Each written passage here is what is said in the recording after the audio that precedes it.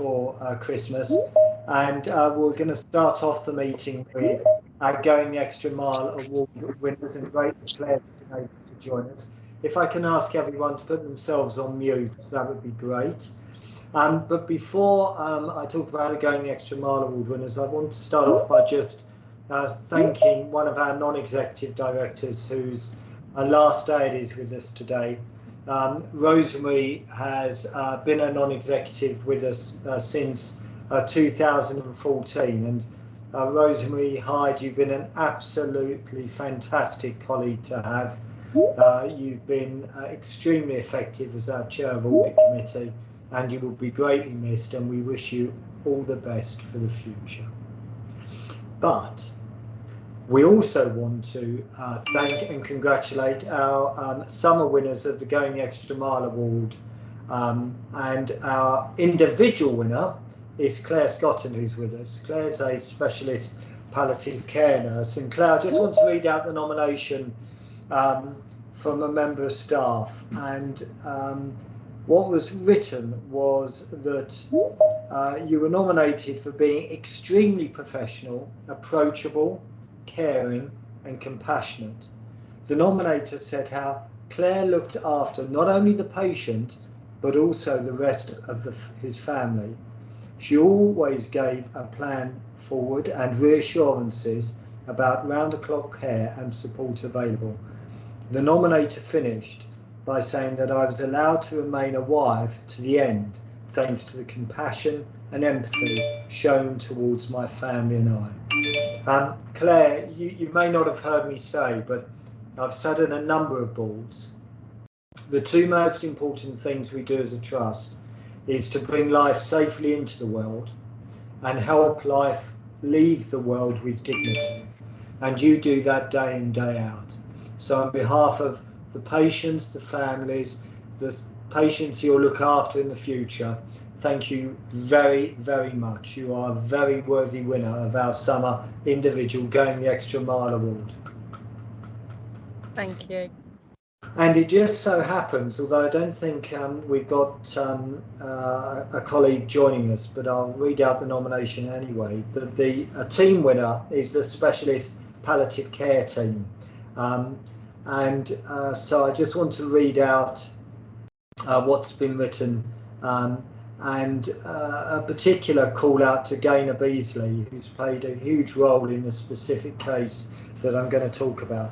The team were nominated by a member of staff for supporting people to be in the place that they choose when facing a life-limiting illness. The nominator said, "It is a fundamental part of the role of these teams. Through SPA daily meetings, regular clinical communication and multidisciplinary team meetings, services provide a holistic approach to support and deliver responsive care, taking into account the wishes of patients and families. These teams model this day in and day out. The nominator especially nominated the team and Gaynor because they recently worked together to support a young man dying from advanced cancer. The nominator said he wished to remain on the canal barge where he lived with his wife and young family. He had strong views around the use of medication for symptoms at the end of life, and therefore his symptom control was quite challenging, requiring a lot of face-to-face visits, day and night, which was logistically difficult at times due to the environment by the canal.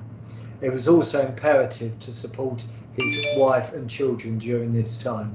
So big call out, our Going the Extra Mile summer team are the Specialist Palliative Care team, and particularly Gaynor in that particular case, thank you very, very much.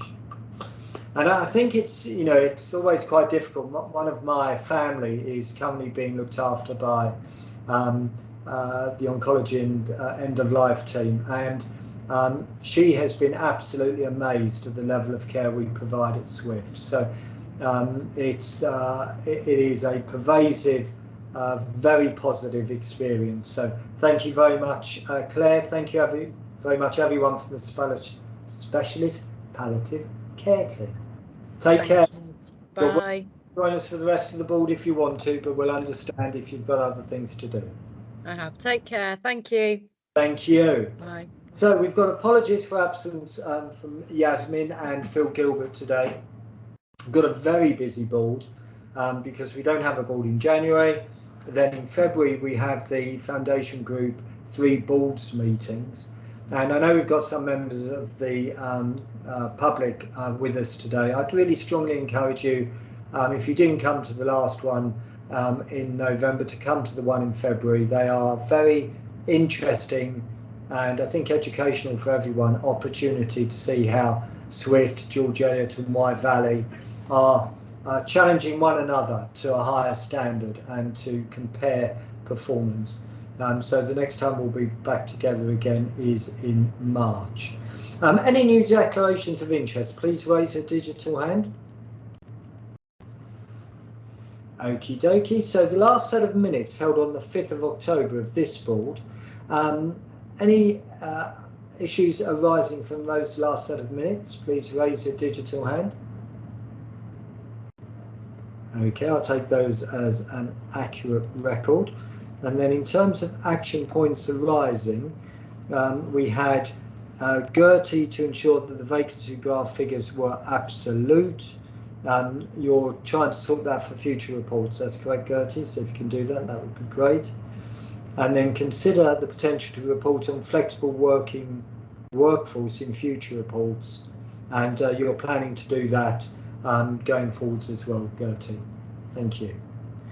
And then on clinical governance, the board report to be amended by Harkamel with the correct wording. That was done, thank you.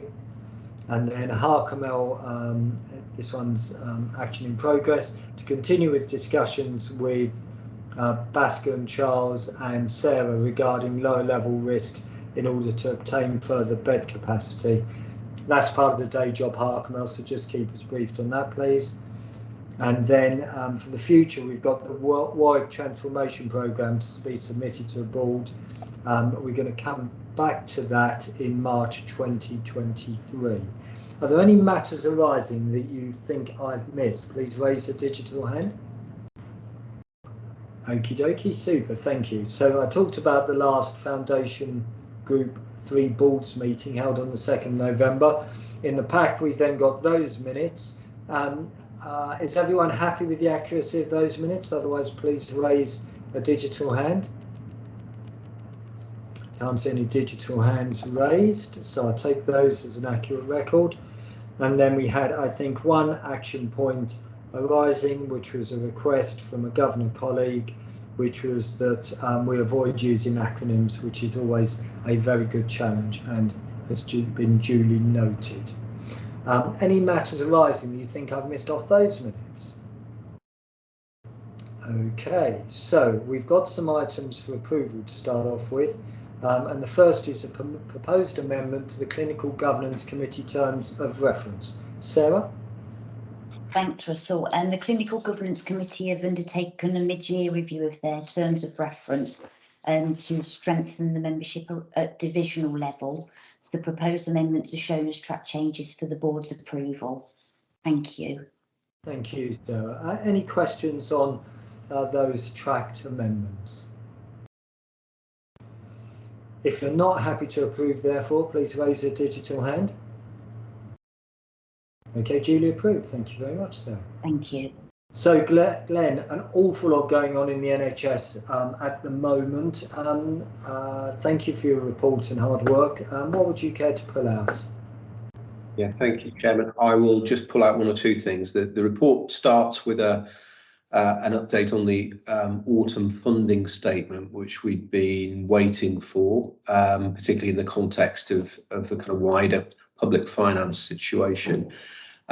Interestingly, we've got a new Secretary of State who came from the Treasury, and even more interestingly, our old Secretary of State is now in the Treasury. So Jeremy Hunt set out the proposals, which included a £3.3 billion increase in funding for the NHS for each of the next 2 years. In the context of everything that's going on, that was seen by the national team as an acceptable settlement. They had previously asked for around £7 billion, but one of the things that's changed in the interim period is a slightly different forecast on inflation for next year, so a lower level of inflation than expected, which obviously means that the allocation hopefully has bigger purchasing power for us. But it does fall short of the level of investment that the NHS has had on average over its lifetime, so it will be a challenge.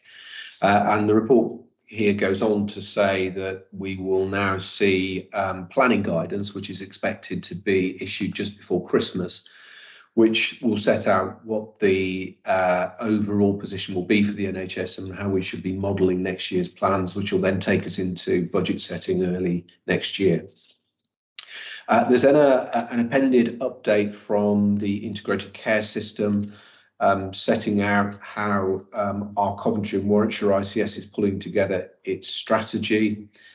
Interesting, alongside that, there's also been a national announcement that another previous Secretary of State for Health, Patricia Hewitt, is going to do a mini review of the way that integrated care systems are working, not to change anything structurally, but to look at the emphasis. And having contributed to some of that already, I hope that it continues to focus integrated care systems on the big problems that we face, on integration, on prevention, on the wider determinants of health, and leave organisations like us to focus on the delivery of things that we need to deliver. And obviously we'll be reviewing our position on that throughout this meeting.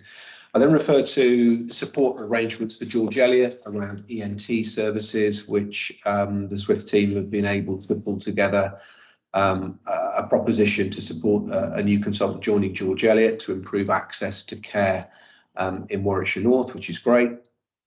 I then go through, and I won't go through all of this, the NHS Providers Conference that was held last month. Great privilege actually to address that conference, talking about the improvement methodologies that we have across the group, which they've now translated into a blog, which explains how we share best practice at pace. So I won't go through all of those bits and pieces, but there's a little ditty on all of the kind of main keynote addresses throughout the course of that conference. My report then refers to a National Provider Collaborative Innovators Programme and mentions the fact that we're considering whether we will put forward a proposition to that.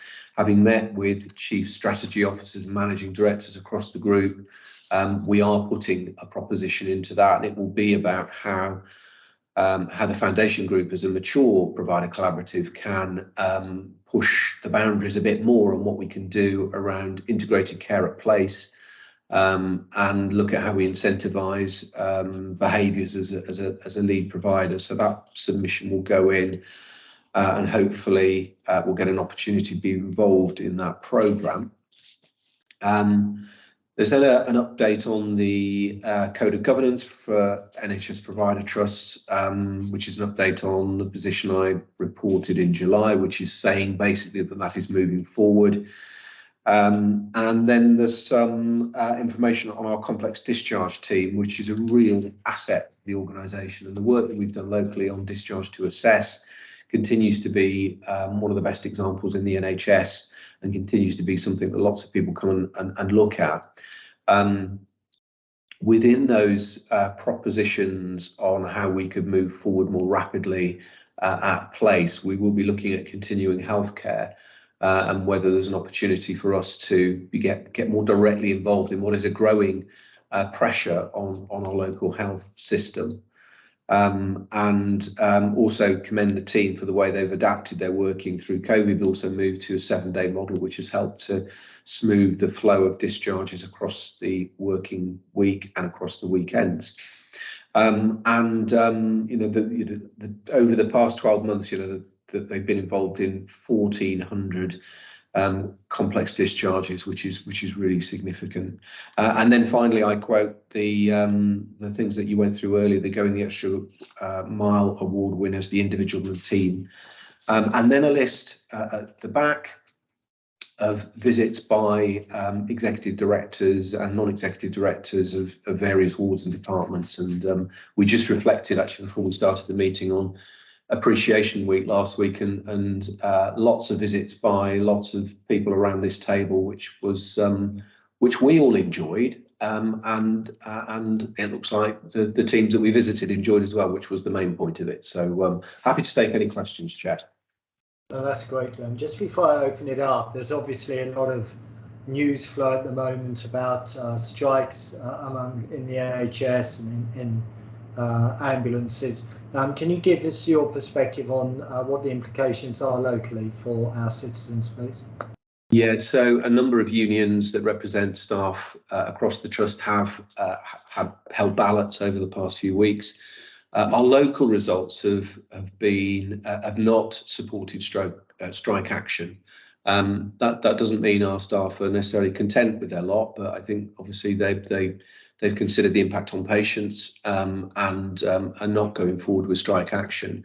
Elsewhere in the NHS, there will be some, and some of that will impact on us. Over the last 24 hours, there's been a further update on ambulance services and the strikes that will be taking place there.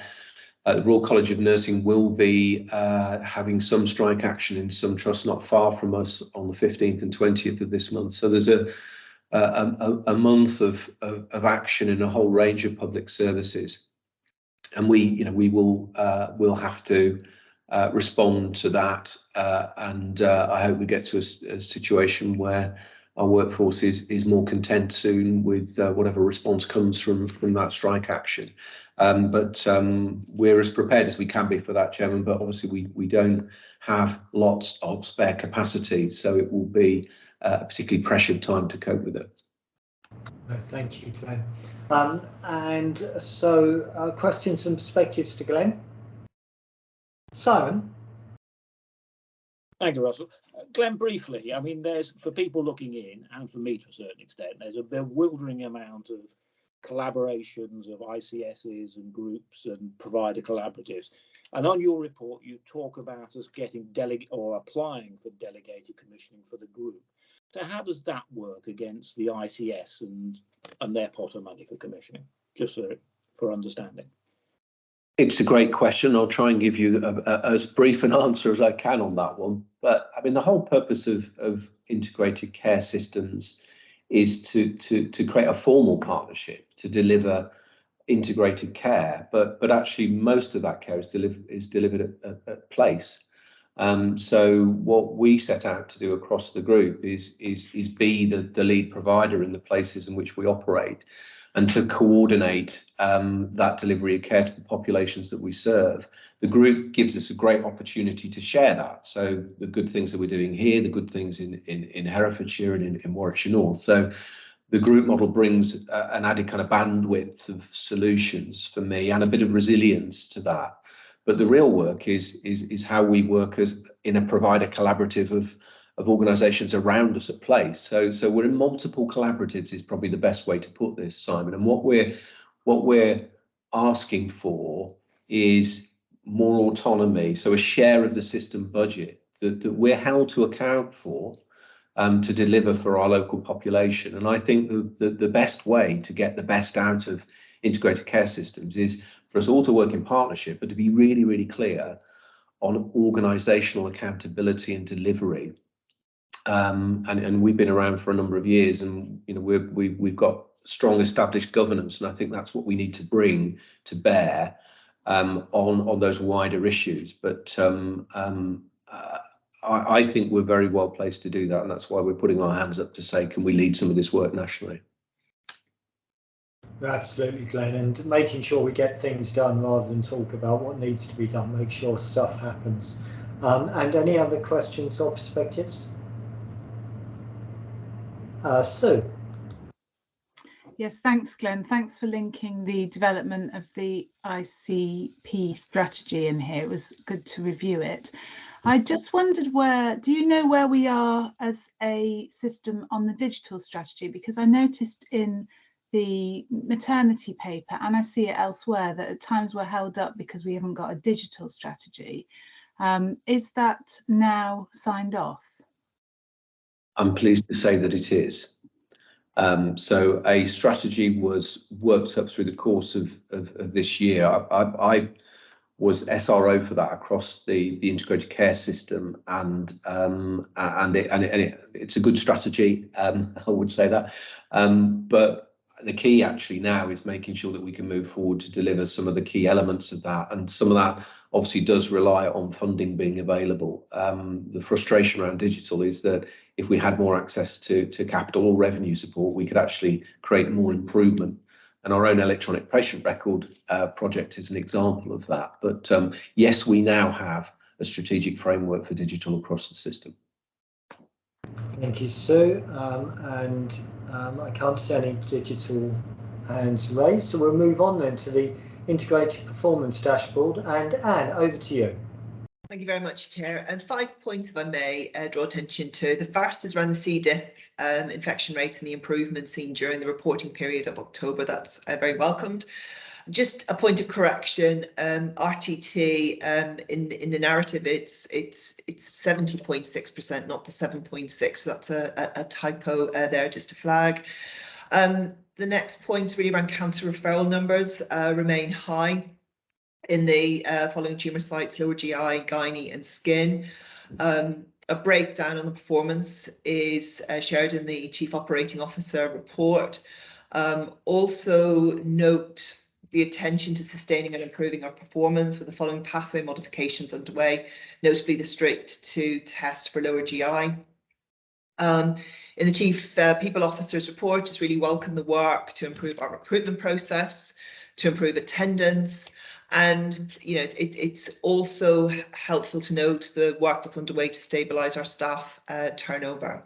And then finally on finance, I think the highlight message there is that we're on track in line with our plan submission of a £3 million surplus in 22-23. Thank you. Okay, thank you, Anne. We discussed the sort of financial outlook for this year. The 3 million definitely won't be easy. It does depend on a whole series of things during the rest of this fiscal year. Any questions or perspectives to Anne, or should we dive into the detail with the execs? Okay, I think colleagues are happy to dive into the detail.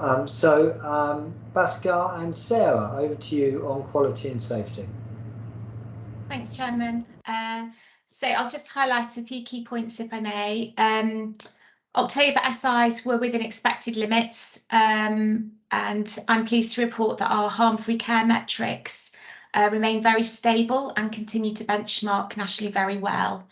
4 of the SIs were COVID related, and whilst we didn't identify any care concerns, they were reported in line with NHSE reporting criteria.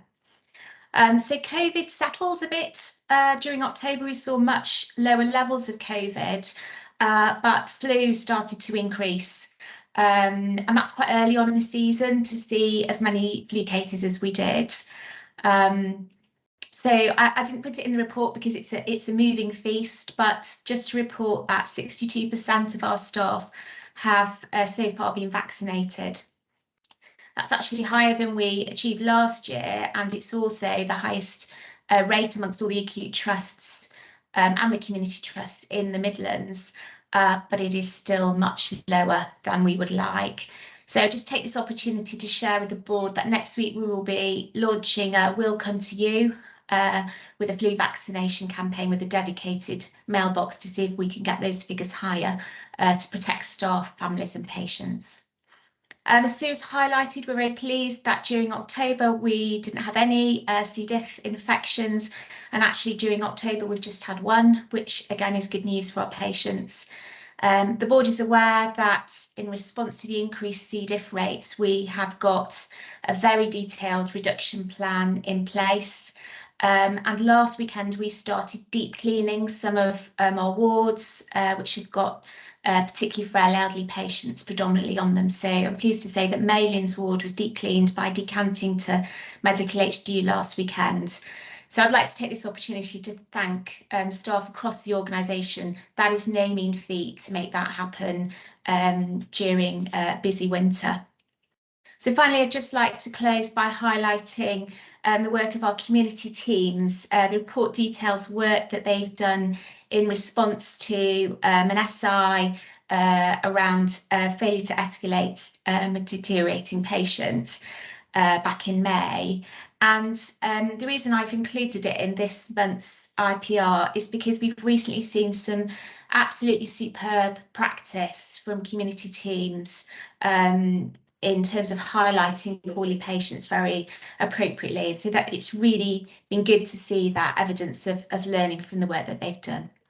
Happy to take any questions. Thanks. So just before I go to questions, Pascal, anything you'd like to add? No, I'm fine. Thank you. Sarah has covered everything, Chair. Thank you.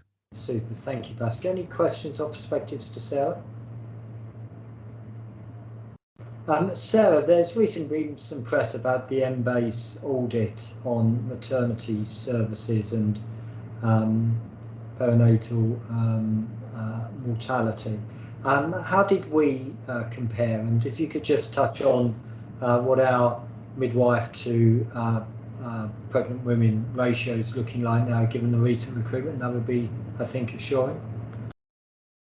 Yes, I will do. And actually, we're going to cover it in more detail later on in the meeting, Russell, when Lorraine comes and presents the maternity report. But we benchmarked very well. So the Embrace report that Russell refers to is the national audit of perinatal mortality data, and it's data from 2020. So I'm very pleased to say that I think we were 5% below the average, which is really good news for women, babies using our service. I'm sorry, I've forgotten the other point. And it was the midwife ratio. I think it runs over recent months between 1 to 25 and 1 to 27, which is a really good midwife to mother ratio. And we have maintained really low vacancy rates in maternity, which is just such an incredible achievement of our maternity teams. Absolutely, incredibly proud of them, and I'll mention that again later. Okay, if there are no hands raised, we'll move on then to Harkamel to talk to us about the engine room. How's our operational performance going, Harkamel? So October was a really busy month for us in terms of emergency attendances. So our 4-hour performance deteriorated slightly to 60.6%.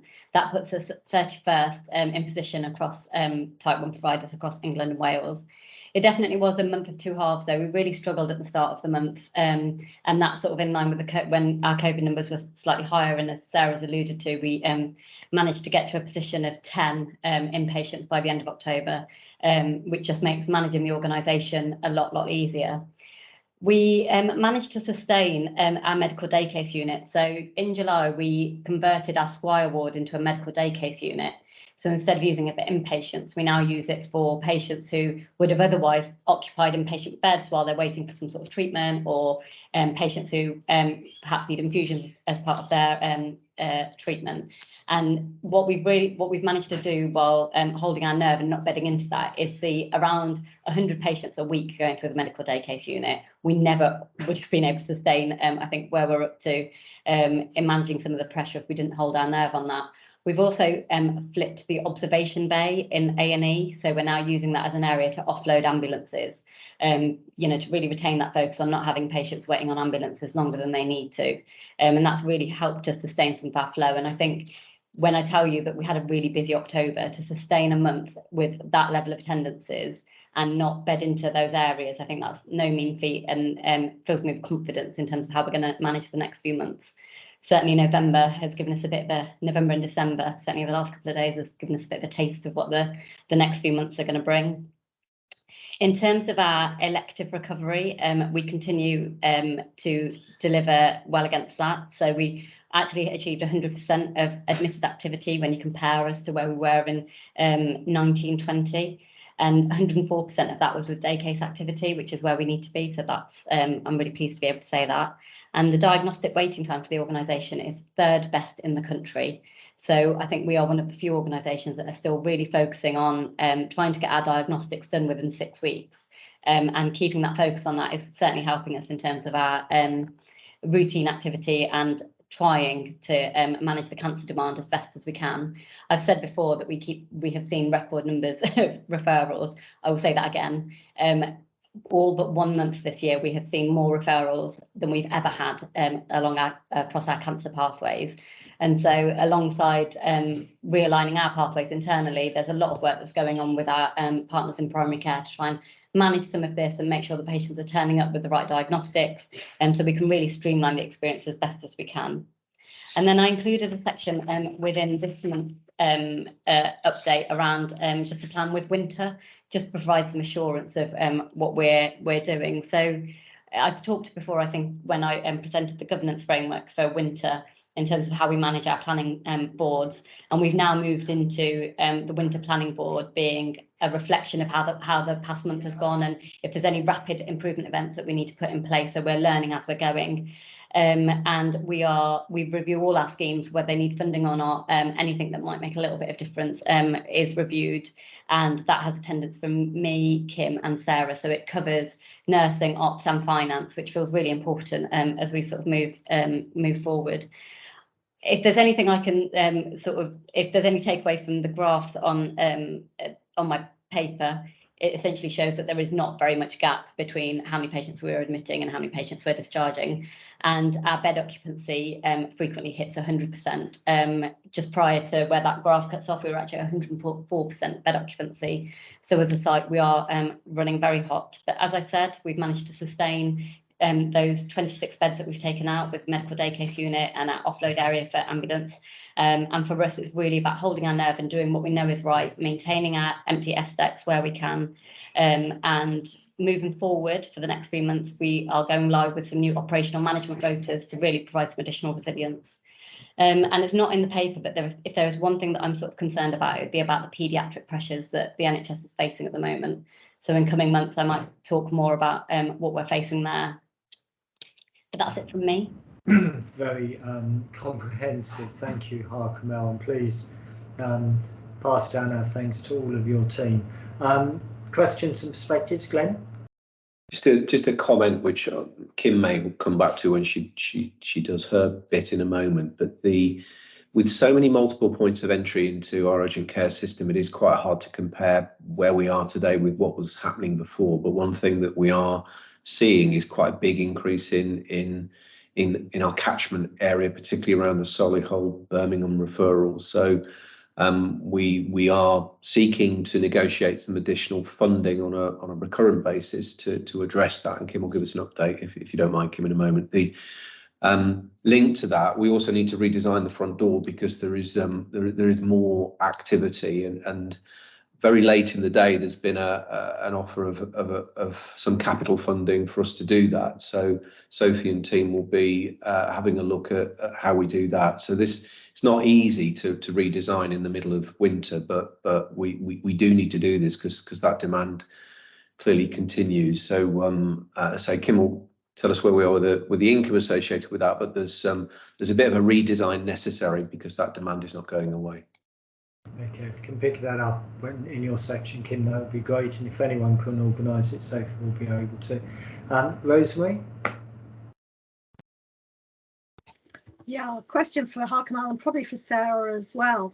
Harkamel, the paper shows an increase in maternity deliveries this month. Now that could just be sort of a cyclical factor, but obviously you're aware of Coventry having concerns about their embrace figures. Are we starting to see pressure on our maternity services from patients effectively out of area? And if so, do we have the resources to manage that? Well, Lorraine's joined us, our Director of Midwifery. Lorraine, do you want to answer that on behalf of Sarah? Yes, thank you. A really excellent question. So yes, if you look at our bookings, actually month on month, we're over what our target should be, and we know that unlike some areas, our birth rate will be going up. And in month, we had a record October, but we saw that across the region as well. I think October is a new September. we are taking a lot of out of area bookings, not particularly from Coventry, but more actually across the borders. So from Solihull, some from even Leicester, and that way we're taking a lot of out of area. So we are constantly reviewing our birth rate, my midwife to birth ratio, and in month actually I can report that that's 1 to 26. So that's really, that's where we should be, and that's an ongoing assessment really of our staffing to make sure that we're meeting demand. We anticipate our birth rate to be going up year on year from, if we look at our trajectories across what's happening regionally with building works and things going on. So actually we will need to adjust our midwife to birth ratios, but that is an ongoing thing that we do, and we'll be due to do the big birth rate plus audit in the new year as well, just to make sure. But yes, we certainly are having a baby boom at South Warwickshire. Well, that's great for the families having babies, so bless. Pramjit? Thank you very much, Al-Kamal. It's just a comment and a question. It's great to see the denominator, the absolute numbers. That was really helpful in the papers. And this cancer, a 2-week referral to treat, it's stubbornly low still at 50, 52%. But it's for all cancers. Can you are there any particular specialities which are more worrisome than the others? Yeah, I would say lower GI. So the ones I've put in the paper, lower GI and gynecology and skin. Lower GI for me sticks out most of all, and that's why I've written the note around really driving forward with that straight to test model. The numbers for lower GI are eye-watering in terms of the increase in referral. It was 44% in May and 36% increase in October. These numbers are huge. I've talked before about the conversion rate going up as well. So this isn't the phenomena that we've seen previously, where people are using a 2-week wait pathway to circumvent a routine new. That isn't happening. The conversion rate is increasing. So these referrals are turning into cancer. So absolutely on the appropriate trend, and that's why we're focusing more on that end, and to try and drive some of the performance improvements through there. Okay, thanks, Pramjit. Thank you, Harkamel. And finally, David, then we'll move on to Gertie. Yeah, I asked a few months ago about the opening of the Stratford MIU and whether it had decreased any of the activity at the main A&E, and it wasn't early enough to say. Have you got any more data now, or? So far, this is new activity and it hasn't impacted on the attendances through Stratford. Oh, that's a shame. Well, there's an unmet need there, doesn't it? So yeah, quite. Thank you. And just in terms of the type of people going to the minor injuries unit, Harkamel, are they genuinely minor injuries? Yeah. It's not as though it's being misused. No, so I think I may have reported back previously that certainly on a Monday we used to get a lot of patients that required a dressing change, for example. We're not seeing any of that. So these are patients who fit the criteria for minor injuries. So where did they go before, when it wasn't open then? Did they go to the A&E or not? Well, we have tried to do a questionnaire, and many of our patients didn't want to answer that questionnaire. So we are not clear yet where they went. But as I've said, when you look at the data for the A&E attendances, even with cancer, we're not comparing ourselves to anything that we've ever seen before. So it might have been that they came through A&E, but the demand is so high now, that's kind of masked in the data. Okay, thanks ever so much. Yeah.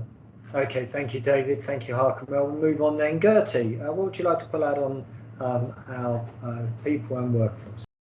Thank you, Chair. I'm mindful of time, so I will pull just a few brief points out. The report talks in some detail around the activity in terms of improving and streamlining our recruitment. Obviously, it's very important for us to not only attract staff, but to have them join us more quickly, and we are working on that.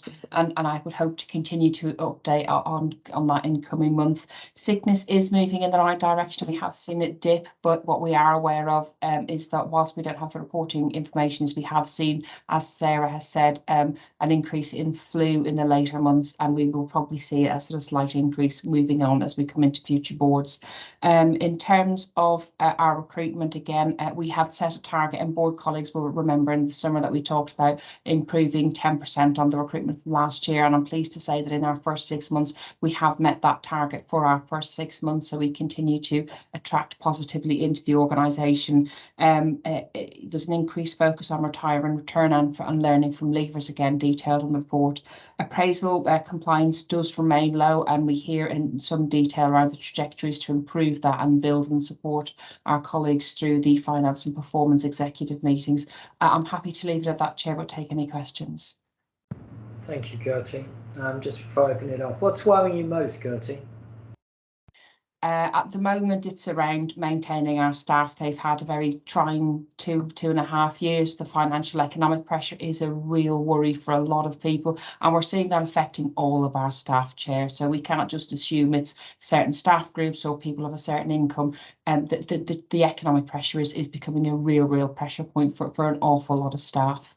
You know, when you're having to face decisions about whether you heat your home or you eat, that's a real pressure. And of course, we know that this time of the year it can be quite expensive as well for families. So it's trying to achieve some of that balance. It really is about supporting our colleagues through what will be a difficult festive period and a challenging, difficult winter. Harkemel said, you know, we've already seen in the last couple of days the increased pressure. So it's both of them, Chair. Okay, thank you, Gertie. Questions and perspectives to Gertie? Okay, Gertie, I think that's all very clear. Sorry, Simon's put his hand up. Simon? Thank you, Russell. It's only a quick one, Gertie. You said we had 113 new starters, and you listed registered nurses and midwives, etc., etc. What are the rest of them doing? How many of them are front-facing, actually delivering care of the remaining 60-odd recruitment people we have, just out of interest? I'll have to come back to you on that, Simon. I don't have that level of detail, but I will have a check with the team, and I'll update you outside of the meeting. Excellent stuff. Thank you, Gertie.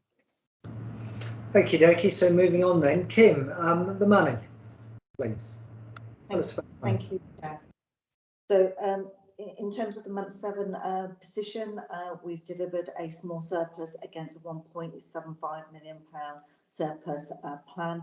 As Anne mentioned, we remain on track to deliver the £3 million surplus by the end of the financial year.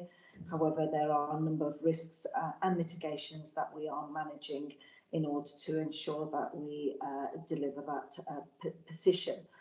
We went through at the board workshop earlier today to take the board through some those risk mitigations, and there's a more detailed paper in the confidential section later.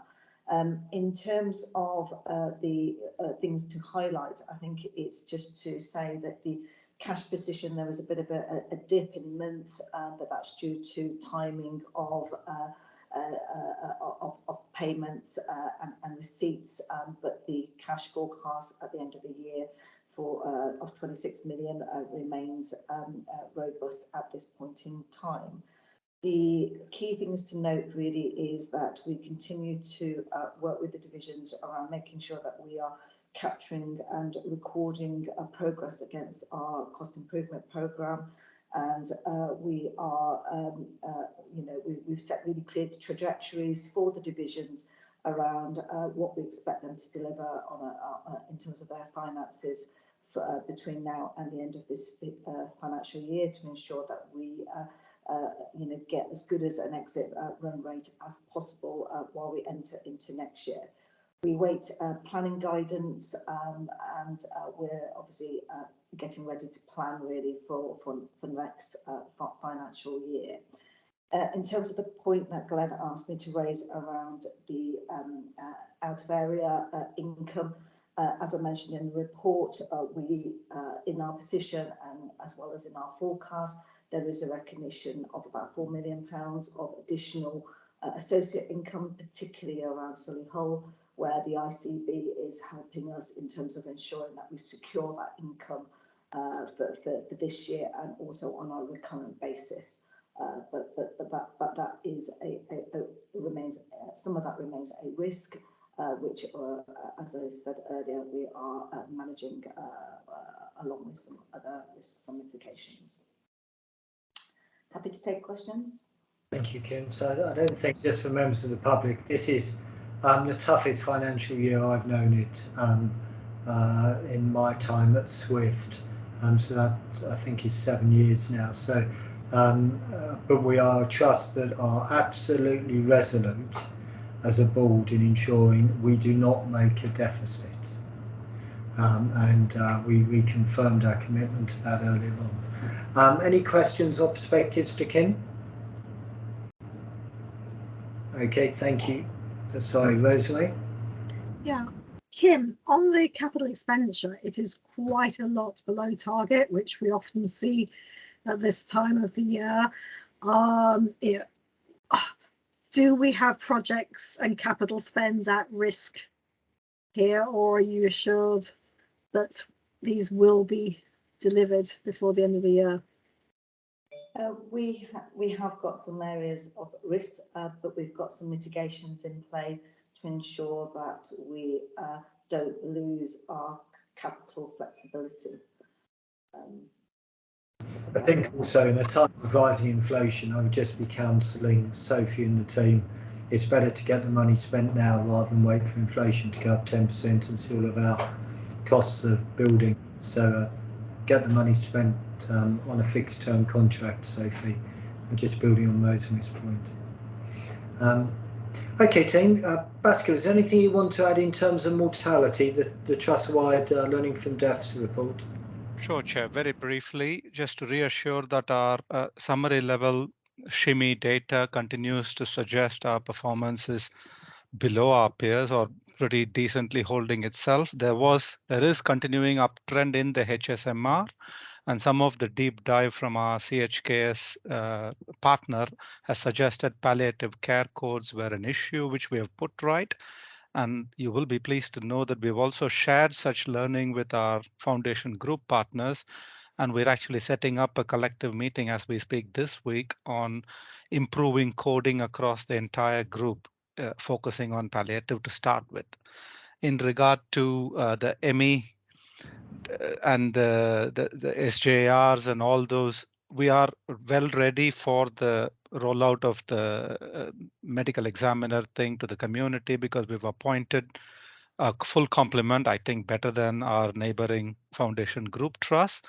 And we are also again partnering with Y-Valley as well as George Eliot to see how we can develop a single unified learning from mortality system that kind of ticks off the requirements in relation to SJR and ME, but also allow us to do some themed deep dives based on the HSMR flag. So I think I would like the group to be assured that our mortality data continues to be holding itself, and we are putting in systems in place to ensure we keep a lid on this and lessons are not just translated to actions locally, but shared and mutual learning continues. Thank you. Very great. Thank you, Pascal. Any questions to Pascal on mortality and learning from deaths? Sue?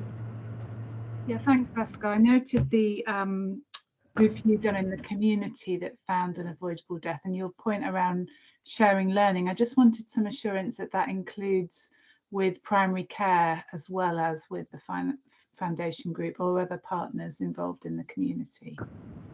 That's a great question, Sue. And one thing I would say is we're also now reporting to the ICB's mortality oversight group.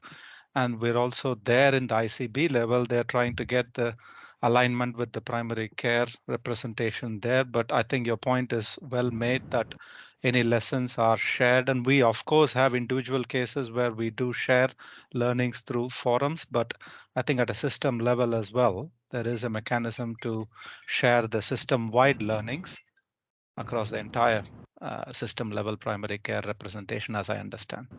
Thank you. I was just waiting for our colleague David Spraggett to put his hand up, and indeed he has. David? No, I have, yeah. I just wanted to let everybody know that next Tuesday I shall be meeting with the ICB's Chief Medical Officer and Chief Nursing Officer, and we'll be discussing this very thing and how we share the learning, because of course they have a primary care direct contact. And so hopefully by the next meeting that we have, I'll be able to confirm what's happening or not, maybe even by the next clinical governance meeting, which a number of you are at, of course. Okay. Right, thank you, David. Just quickly, Pascal, there's a reasonable amount in the press about the fact that post-COVID, the long-term deaths is still running above the 5-year average.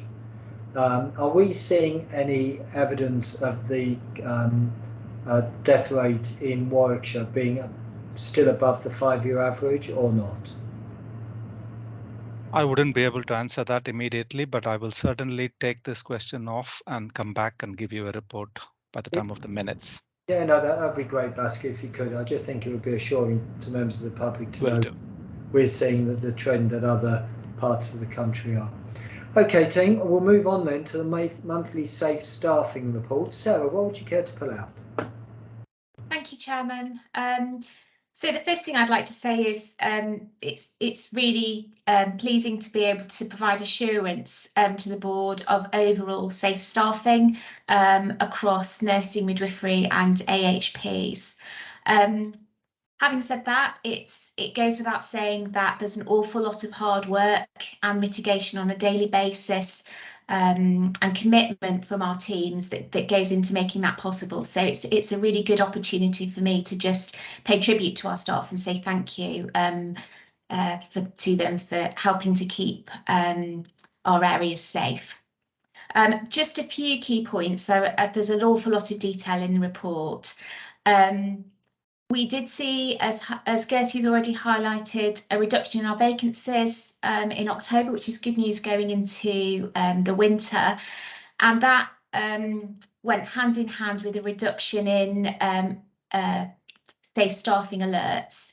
And actually, it's not in the report, but we also saw less bank and agency in October. So metrics going in the right direction there. As we've already said, we continue to have low vacancies in maternity, and it's really pleasing to see sickness rates in maternity also beginning to decrease. I'm very pleased to let colleagues know that we've secured additional NHSI funding for 10 further international nurses to be recruited before the end of March, and that's in addition to the 50 that we'd previously agreed as an organisation. In terms of AHPs, as the report identifies, there's two main groups which are very high on our radar in terms of vacancies, and that's ADPs and radiographers. Both in theatres and for radiographers, we're continuing to pursue international recruitment. And it probably is worth highlighting that within radiology, it's that the figures are so high, driven mostly by non-registered vacancies rather than registered vacancies. And finally, I'm very pleased to share with the board that we've completed a full review of our inpatient nursing establishments using the National Quality Board standards. I'm pleased to advise the board that we believe, following that review, that we are in line with national guidance for safe staffing, and that our establishments are adequate to care for patients of the current overall acuity levels. There's just one ward which is identified in the paper where we believe a small uplift of clinical support workers is going to be required, and the division is currently looking at whether they need to make a business case to come through management board to fund that uplift. So I'm very happy to take any questions. That's great, Sarah. And I know, for example, in radiography, we do some great work on international nurse recruitment, and well done, that team. Questions and perspectives to Sarah on the safe staffing report? Rosemary? Sarah, in your report, you talk about the challenges on Charlcote Ward, where you've had a lot of one-to-one nursing or one-to-one cover where with patients who are particularly frail with delirium, who are basically stuck in hospital whilst waiting for placements. It's both a safety and a financial question, really. So best to understand the costs, both financial and safety wise, to the organisation, to those patients, by those patients being stuck in the wrong place. Have we done any deep dive reviews, both financially and safety, to highlight this? And is it being highlighted at ICS level? Oh, that's a great question, Rosemary. So Yes, I think what you're alluding to is the volume of medically safe discharge patients that we have, and you see that particularly on Charlecote ward because it cares for so many frail elderly. So in terms of reporting harm to patients, we have been doing some work with the teams actually encouraging Datex reports around deconditioning. We've also been doing a lot of work as an organisation. You probably saw that we won a gold award for the Reconditioning Games national initiative that's been taking place. So they are all mitigations that we're putting in place as an organisation in order to keep patients moving. But the real answer that we would like is for patients to be discharged. And I think exec colleagues on the call will talk more articulate than me about some of the the strategy and the desire that we've got in terms of being a social care provider, and SWFT taking a lead in trying to see whether we can reduce the medically safe for discharge rates. So yes, it's a real concern. Yes, it does cause deconditioning. Yes, it is a financial cost because the patients need to be safely cared. Yes, we are doing a lot to mitigate on an everyday basis. And yes, we are trying to look at it strategically in terms of what we can do to influence a reduction in medically safe discharge, but it is slow work. And Kim, I assume we're not getting any extra money to cover these additional costs. Is that correct? There's the discharge fund that's been announced as part of the autumn statement, and we've put in a bid, obviously, to secure some funding for that. I think the question around understanding the current cost that we're incurring is probably something that we need to do more work on, I think, to really identify exactly how much we're already incurring as a result of keeping those patients here. So I think that's a good point. So we'll see what we can do there, but we are trying to access funding where we can. Yeah, like we said before, Rosemary, it's an abject nonsense that we are looking after people at £300 a night in an acute setting when they could be home at probably £30 a night at home with a domiciliary care package. And we need to be really careful as a system that we don't start to normalise what is unacceptable experiences and a waste of money, frankly, to the taxpayer, of the way we've got so many beds tied up with people who should be able to be at home. Just keeping things going given the time. Pramjit? Thank you, Sarah. Just you talked about international recruitment before March. Just wanted to get clarification. How long, once you've recruited them, do these individuals actually start seeing patients, and what support are they given and assurance that they are undertaking what they're supposed to be doing? Thank you. That's a really good question. So it takes between 4 to 6 months for an international nurse to be working independently as a registered nurse. It's actually largely dependent on how quickly we can book international recruits in for their OSCEs, which actually is, in terms of assurance around safe practice, is an incredibly robust, it's a really, really difficult test that they have to go through.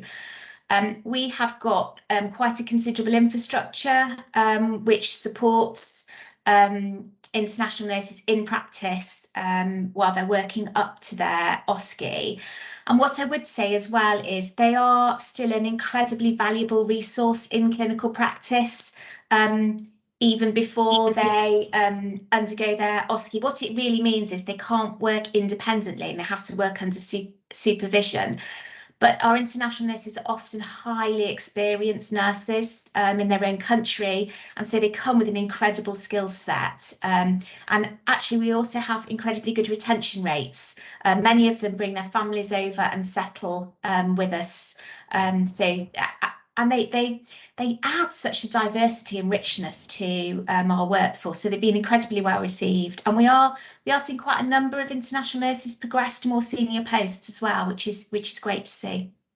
I'm preempted. If you get the time, going to visit Louise O'Sullivan in the radiology department is very educational in international nurse recruitment. Louise is a star.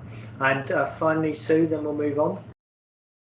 Yeah, thanks, Sarah. A little while ago, we invested in a business case about bank. Oh, I've got a black screen. I hope you can still see me. To improve the bank proposition for staff. So I wondered, has that been reviewed, and are we seeing an uplift in the numbers of shifts that staff are booking? We're just literally going through reviewing that at the moment, Sue, in preparation for that going to improvement board in January. But we are seeing increased numbers of staff on the bank. And certainly one of the things the business case did provide was the bank being open for longer hours, and that's been incredibly well received across the organisation, because if we have a difficult day, then we are able as an organisation to be much more responsive in terms of booking bank staff. No, absolutely. Great question, Sue. And as we discussed this morning, Sarah, stopping using high-cost agency and using bank, which allows our staff to get effectively a version of overtime for extra hours, is eminently sensible, helps them with the cost of living crisis, which, as we referred to earlier, everyone is suffering from, and stops profit leaking out of the NHS. So, did you want to come back in on that? Otherwise, sorry, just to very quickly say, I think there's a slide in Gertie's IPR pack which demonstrates that when you take bank into account, even though we've got quite a lot of vacancies, there's only about a 2% gap for clinical support workers, which is why Kim's put into some of her CIP plans the ambition that we eliminate agency for non-registered staff. Non-registered workforce, because actually we do have quite a big mitigation pool with the bank now. Fantastic. Okay, team, I need to pick up the pace a little bit. So we're now on to the maternity governance report. Lorraine, lovely to see you. Hope everything's good with you. And what would you care to pull out of the report? Thank you, Chair. I know that we've covered quite a lot of the areas already in the report, and I'm conscious of time, so I'd like to move straight forward really to talking about the Embrace report. So the Embrace publish a report every year looking at the surveillance of perinatal deaths from 22 weeks gestational age, and that does include late fetal losses, stillbirths and neonatal deaths of babies born in that year. So the Embrace report that is in the highlight report is from the 1st of January to the 31st December 2020. You will see that the rates are crude, and then they stabilise them to get an adjusted for the population-based risk to allow a more accurate rate and benchmarking against comparator groups. You'll see in the table in there that actually SWFT for stillbirths and neonatal deaths and extended perinatal mortality are actually within the 5% below the national average. Obviously, we don't take that for granted, and we continue to review our stillbirth and neonatal deaths on a monthly and rolling basis. We know that rates for 2020 were an improvement on 2019, and we know from the work that we've already done, looking forward actually at all our stillbirths and neonatal deaths into 2021, they will have increased, but that actually does follow the national picture.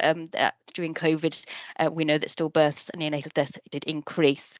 We have to say that for every family that loses a baby, it's devastating, and we actually offer as much support as we can, and we ensure that we review all our cases using what's called a perinatal mortality review tool.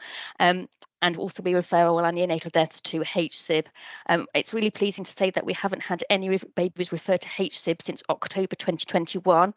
And so by using the perinatal tool, you can use a sort of systematic, multidisciplinary and high quality review of the circumstances and care that led up to that sad loss for that family. And we invite parents to actually contribute to that review process with the support of the bereavement. And actually at SWFT, we also have external peer support from across Wye Valley, so across within our foundation group and also within our LMNS as well, who come and actually sit on our PRMT meetings just to give that external scrutiny to make sure that we're looking at our data robustly. Some of the learning that we've taken from the PRMRT tool is just some of the management around our extreme preterm babies and how we can improve that. So the ongoing work that we've got to make sure that we're improving our rates is making sure that we're implementing Saving Babies Life requirements. And I'm really pleased to say that we are compliant in 3 of those elements, and with the trajectory of being fully compliant by the end of the financial year. We also have daily web exes within the LMNS to look at how we can facilitate babies that maybe, and mothers that may be at risk of preterm birth to a level 3 unit, so that their babies are born in the right place. We're also working really closely with LMNS. We know that our colleagues within the LMNS UHCW have had higher rates of stillbirth and neonatal deaths. And so we're working across the LMNS to how we can review that across the system, as well as looking forward into the ICS as well. We've also been doing some work with our MVP to support the families who might have seen some of the press coming out around the Embrace report, and how we can support them to attend our meetings and have reassurance that actually we're providing the best care we can. We also need to make sure that we're supporting our staff, because actually any staff members that are involved with a family that have had a bereavement, it can be quite devastating for them as well. So we make sure that we support, and we really continue to review our data. We're working on our dashboards at the moment to make sure that we can really scrutinise that data, so that it's not just in month, but actually we can do SPC charts and look at really deep diving. And we're supporting the regional and national work in doing national benchmarking dashboards as well. So finally, we continue to work as an entity across the LMNS and ICS to ensure the right baby is born in the right place. And SWFT will continue to work alongside the National Maternity Neonatal Service Improvement Programme to improve the outcomes for all of our babies. So those are the main things I wanted to highlight, and happy to take any questions on that. That's great. Thank you, Lorraine, and great to have you on board. Questions and perspectives to Lorraine? Okay, continue to keep us brief, but very assuring. Thank you, Lorraine, and particularly assuring to families who are looking forward to a baby being born at Warwick. So we'll move on then to the patient experience quarterly report, which will take us read, Sarah, but what would you care to pull out? Thank you, Chairman. So again, it's really good to be able to report that our overall patient experience data remains very positive. But I would like to start by apologising that the data in the report only goes up to the end of September. We got caught out in our schedule of work in Clinical Governance Committee with the new foundation board. So we've amended the schedule. So next quarter, we'll make sure that we report right up to date. But even with the data I've seen for October, I can confirm that our complaints are very stable, and that there's no one area across the organisation which is standing out as an area of concern. I think it's really important that we try very hard to resolve any concerns at the earliest possible point. And the report identifies that our patient advocacy and liaison team have provided more training for managers during the last quarter. And they've also started spending regular time at both Stratford and Leamington Spa hospitals, as well as Warwick, which is, I think, a really positive development. We are still seeing quite a lot of queries from patients to our PALS team about appointments, although this in this reporting quarter we have seen a decrease. It's still higher than it should be, and we are working with some specialties to ensure that they are working towards being as robust as they possibly can be in keeping patients up to date and informed with where they sit on an elective waiting list. I'm delighted that we now have an assistant support worker for learning disabilities as a permanent member of the PALS team. And this is a role which is really helping us to make changes which enable us to become more inclusive. And we've seen lots of examples of that in recent months. And finally, I'm pleased to report that we have completed a full cycle of all of our inpatient wards going through the ward accreditation programme. We're pausing that programme, or the accreditation visits, just over the winter months, but we plan to keep going the celebration of great work, just to sort of remind our teams of how valued they are for some of the incredible initiatives that they will keep going even during winter. And we're going to take the time to refine the tool with colleagues from across the foundation group, so that we're ready to begin the accreditation cycle again in March. And we've got some really exciting developments planned, such as a celebration of care excellence sharing events with colleagues across the foundation group, and the rolling out of chief nurse and AHP fellows, and the rolling out of a 3-day leading an empowered organisation leadership development programme for AHPs, nurses and midwives. I'm really happy to take any questions. Very comprehensive, thank you, Sarah, and good news. Any questions on the patient experience quarterly report? Okay, thank you, keep us brief. Look forward to seeing the October data next time. So the medical revalidation report, Basco, anything you'd particularly like to pull out of this? Only to say that we have a robust revalidation team that have been timely with their recommendations, and our deferrals have shrunk considerably, and a lot of quality assurance is being put in place to ensure that both we train these appraisers regularly and we feed back. So I'm grateful for Emmett, Vanessa, to have done a good job with keeping a hold on this, and I think it's just a recommendation that the board notices the good work that is happening in regards to revalidation and appraisals. Thank you. No, thank you, Bhaskar.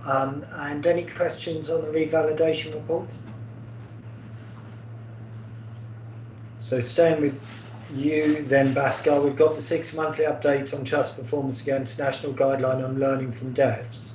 Talked about this obviously a bit earlier, but anything on this report you'd care to put out?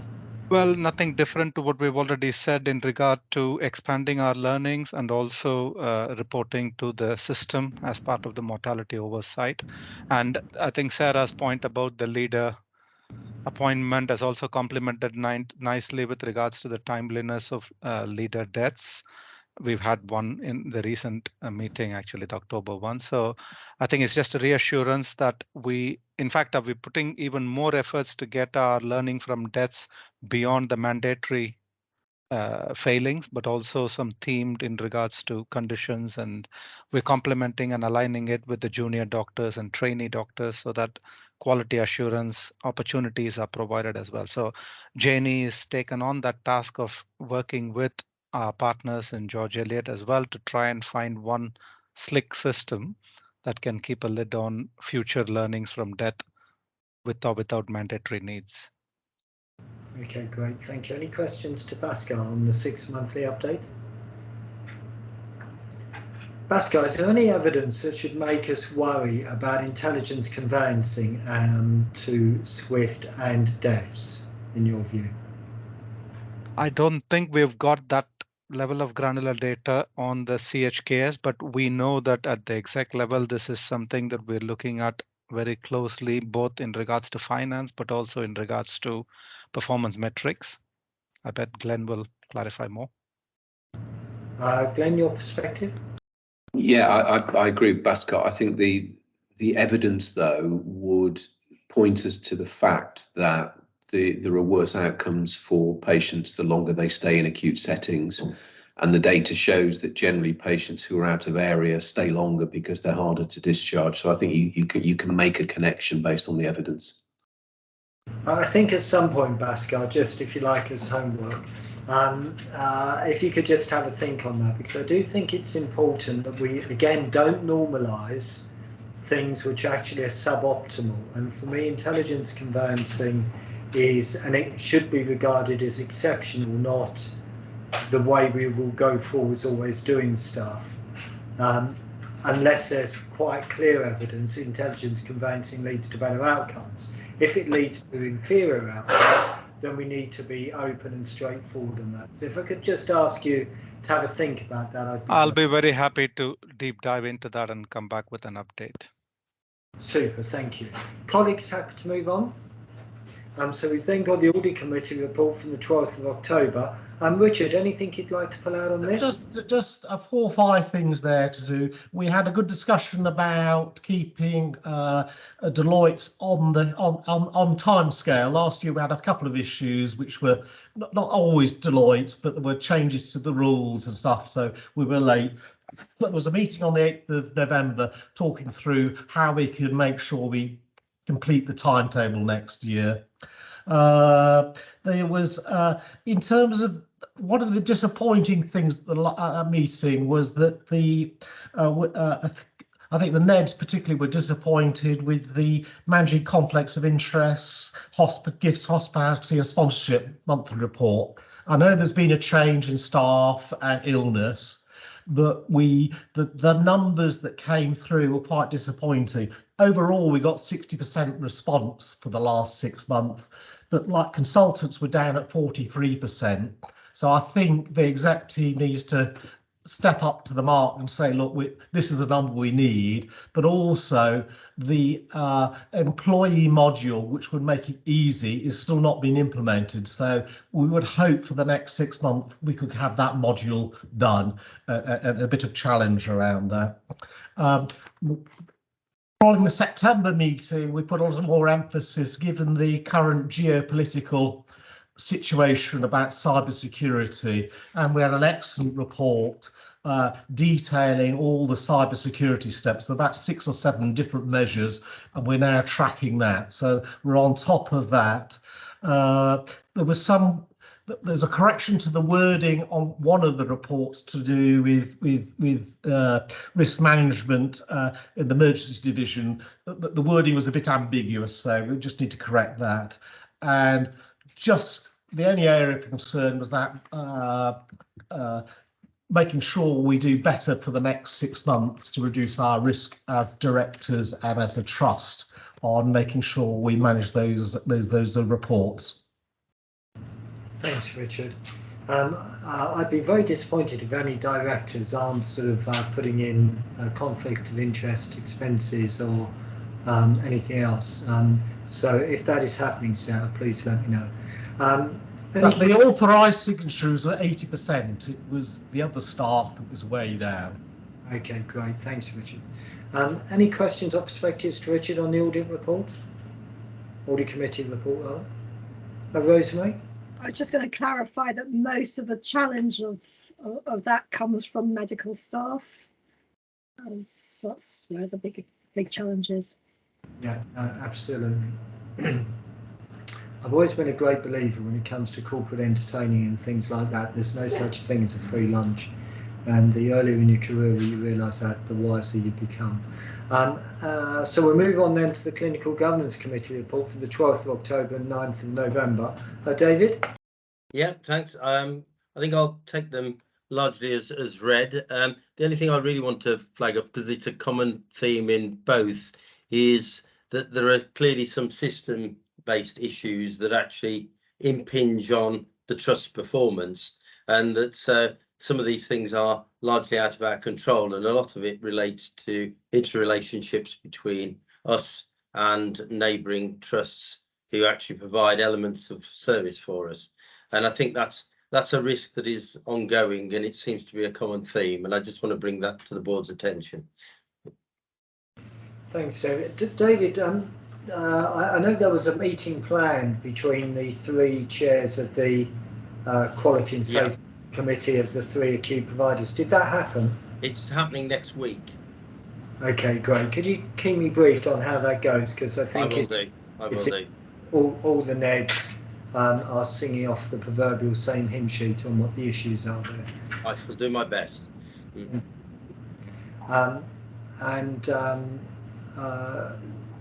Any other questions to David? Okay, we'll move on then. Thank you. And I've then got the Council of Governors report for the 10th of November, which I'll take as read. Any questions on that? Please raise a digital hand. Just like to put on record again my thanks for the hard work of governors over the last calendar year. It really does add enormous value to the Foundation Trust and helps us achieve our potential as well by having the Council of Governors holding us to account. So we'll move on then to other matters on strategic direction. We've got the update on the Trust strategy, including the progress on 22-23 Trust and Foundation Group objectives. Glenn? Thank you, Chairman. Apologies for adding to the thickness of the board pack with this one. It covers up a couple of things. Firstly, an update on the work that's been going on over the summer, particularly to review the strategy of the trusts in the group. We held a face-to-face board workshop on that, as we did in Wye Valley and George Eliot.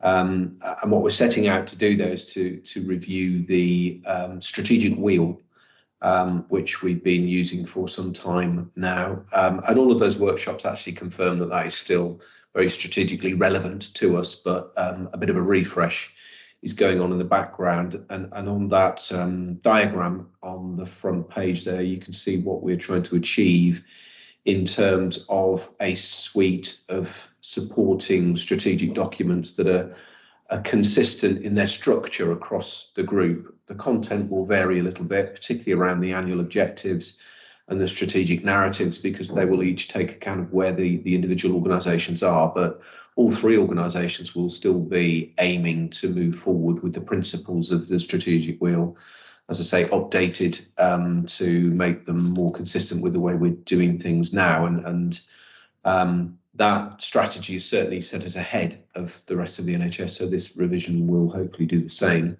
Also important to note on the left-hand side of that chart, we will continue to have place-based clinical strategies. The importance of these is that it's not just for us as acute and community service providers to talk about the way patient pathways work. Those pathways work particularly in collaboration with primary care colleagues, but also with tertiary. So those clinical strategies are more about the way that the entire system works together. Set out there what we're trying to do. We've got these things called the big moves, which and there's 5 of them, and they're listed there. I won't read them all out, but those are where we're going to seek to accelerate our strategic intent. And we look forward to pulling together some actions for next year's annual trust plan that accelerate those. And we've talked about pretty much all of them today, if not in the last meeting. And then at Appendix A, you've got an update on progress against the objectives we set for this year. This was the same document that went to the Council of Governors meeting on the 10th of November. And then Appendix B is the output from the workshop. So it's just pulling it together as a matter of public record, Chair, with an intention that revised strategy will come to our joint 3 boards meeting in February, where we hope to sign it off and then get on with it. Happy to take any questions. Great, thank you, Glenn. Very clear. Any questions or perspectives to Glenn? Okay, so we'll move on then to the items for noting. The first is a summary of ratified policies. Anne?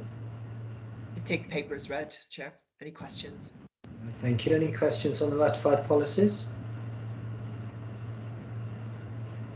Okay, we're now on to the security standards 6 monthly report.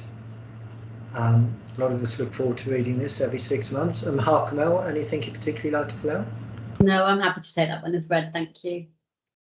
Okay, any questions or perspectives to Harkamel on the security standard 6 month report?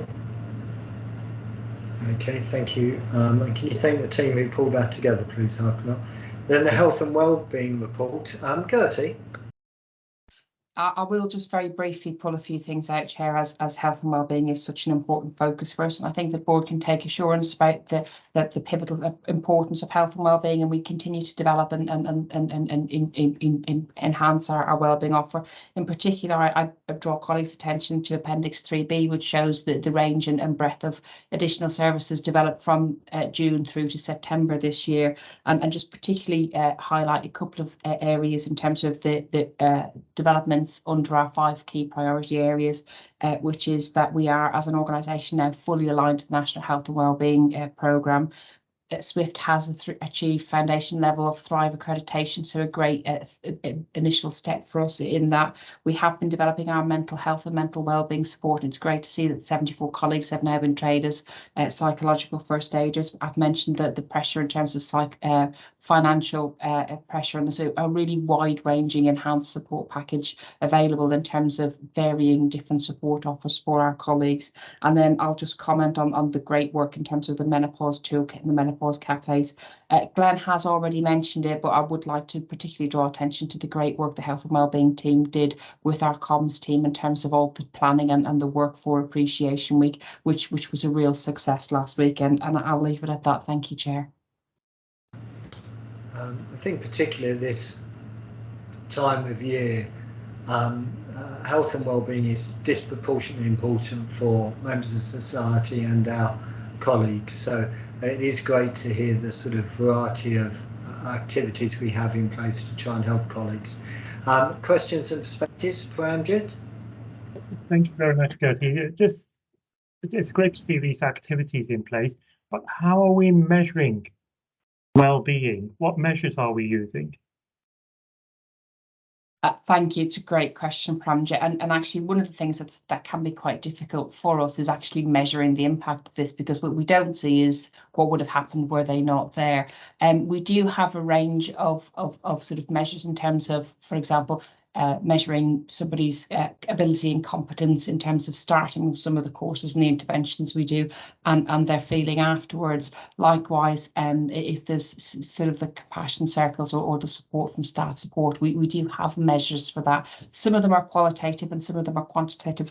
The fact that we've achieved Thrive accreditation has taken us through quite a detailed process in terms of the services we have and so on. So there is a mix of both in it at Pramjit, but it's always a challenge. So if colleagues do have suggestions on other areas or places that have done it, I'm always all ears to find another way, because the so what of our wellbeing offers is so important. But one of the good factors with it, Pramjit, is the good feedback we have from colleagues. And you can see there's been engagement roadshows, etc., that we have undertaken in the wellbeing team. And it gives us reinforcement in terms of the support we are offering and advice about what colleagues want moving forward.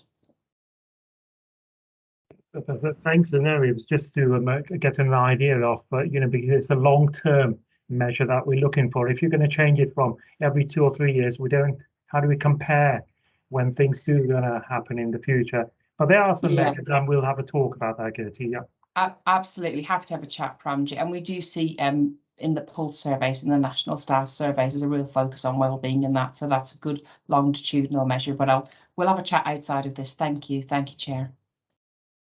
It would be great. I mean, Gertie, I think we've been at the forefront because we were talking about it before it became a national theme, helping colleagues who are suffering the practical challenges from the menopause. It would be good to see if that's being reflected in their response. John, I know you've got your hand up, but I'll allow questions at the end from members of the public rather than during the board meeting. So if you can just hold in abeyance, that would be great. Thank you. Okay, so Gertie, keep us briefed on all of that good stuff. So the updated register of directors and register of directors' interests. Sarah, do you just want to take this as noted? Yes, please. So the amendments, all the changes are noted in bold, so happy to take as read. Thank you. Okay, super. Any questions or perspectives on those from colleagues? Please raise a digital hand. Okie dokie. So we've then got the board committee minutes, the audit committee of the 14th of September. Richard, anything you wanted to pull out on this?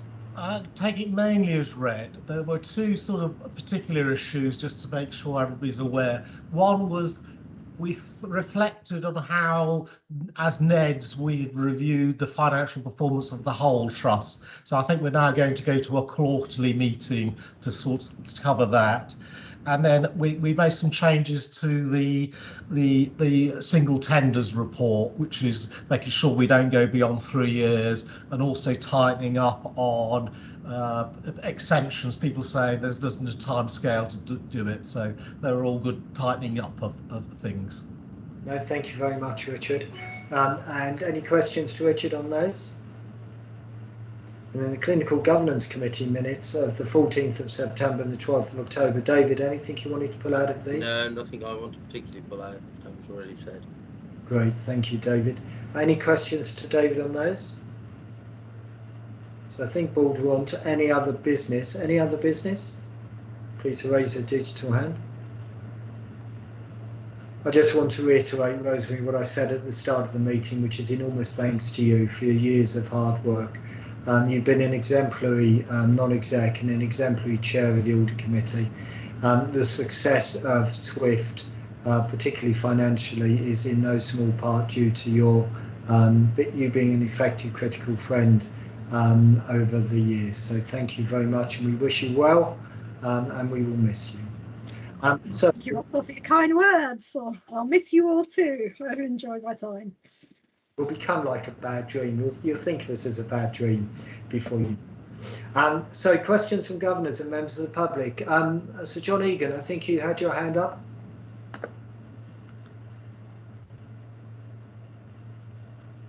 Only a very small item. If you want to know how well everybody is, you do need surveys that cover everybody. So you have to be careful that you've not got 40% or 50%. We have 90 or 100%. And then you follow up carefully on those people who are in any way discontented.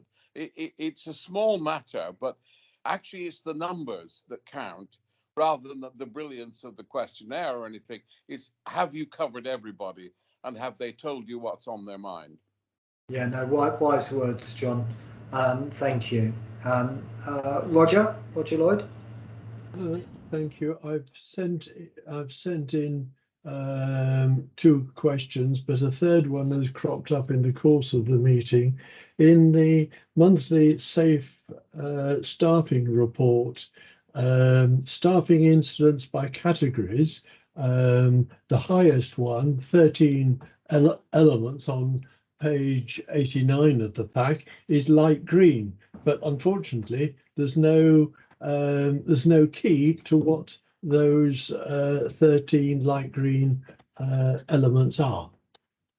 Okay, so Sarah, if you can just have a quick look at that while I ask Sarah Collett to read out the other questions. Thank you for that third question, Roger. So Sarah, Roger asked 2 other questions, and do you want to read those out for me, please? Yeah, so the first one is, how does Badgernet fit within the context of the multiple systems and processes monitoring the safe deliveries in the maternity unit? I think Sarah Moppett's going to answer this one. Thank you. Or Sarah's just trying to find an answer to page 89. Want me to go to the second? I'm sorry, I wasn't prepared to answer that question, so you'll have to repeat it. But I can have a go at the first question, if that would be. Okay. So I think in the instance subcategories, Lorraine's still on the line, which is great, because I think it's the colour coding. So these are, we have a system, a Datex reporting system, and if any member of staff feels they've got any concern at all that is staffing related, we encourage them to report it, and that's what this table is about. And it's showing that the highest number were 13 in the green category, which was staffing acuity below the minimum level in all maternal neonatal settings. So actually, if I ask Lorraine, I know she will be able to explain what those are about, because we've just literally been talking about it this week. Thank you, Sarah. So yeah, it's part of our acuity tool. We have a number of matrices that staff report on, but the shift leader will report on a half-hourly basis to make sure that the acuity within the unit, we've got enough staff, that the shift leader remains supernumerary, for example. So there's a whole range of those that sit within the acuity tool that we review on a daily basis, and we'll look at that. And we also have to then report that through our CNST compliance around any red flags. That means that we haven't achieved the safe staffing for those and what we've done. So that part of our escalation process will be if a red flag is identified, then the escalation process and policies followed, and extra staff are escalated from other areas, example like that. So it's just a tool for us to make sure that at all moments in time during the day, night and day, 24/7, that we are monitoring our staffing and we have safety within the unit. And so just going back to the Badgernet question, I think Badgernet is basically the benchmark midwifery reporting tool, and it's extremely popular in midwifery units. There is an issue with making sure that with any change in our EPR system, we find a solution which is as good as Badgernet or incorporates Badgernet into a future EPR solution. And we're presently discussing that because there is an issue over the fact that Badgernet is so fit for purpose, we don't want to move away from it given the importance of our midwifery services. I think that answers your first question, just to help you a bit there, Sarah. Are you happy with my answer there, Lorraine? Yeah. Lorraine, are you happy with my answer? Sorry, I couldn't get off mute then, Chair. Thank you. Yes, you've answered that really well. Just to say, obviously, we are working within M&S because not all units within M&S are on Badgernet. So we are looking at systems from birth to death that have like replace Lorenzo, but actually Badgernet is our preferred system because we actually can audit that, but also more importantly, our women can access that and they can get lots of information from that and do personalized care plans. So we really want to make sure that the system is working together digitally, but actually that we are making sure that we are still able to maintain safety within our reporting systems. Thank you, Lorraine. And then Sarah, second question. So is the Scanning Bureau now working to the current standards, as a report earlier in the year commented that the Bureau was still functioning in accordance with 2014 standards, which have been replaced? And I believe Harkamal is going to answer this question. Thank you. I wasn't planning to answer that question. Okay. I'm sorry, Sarah. Could I take that one away? Yeah. So happy to have that one answered offline. Quite okay with me. That's great. So thanks, Harkman. We'll work out why the communication's broken down, because I can tell Sarah's not very happy. Any other questions from members of the public? Please raise your digital hand.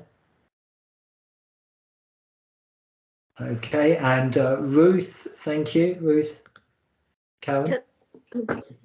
Mine is not a question. I just wish you all a very happy Christmas, and also to send good wishes to Charles and Fiona. No, thank you, Ruth. Charles is making good progress. I think he's coming back part-time, and Fiona is, I think, about halfway through her process, and I think is feeling confident, although the journey is never easy, as a number of us will appreciate.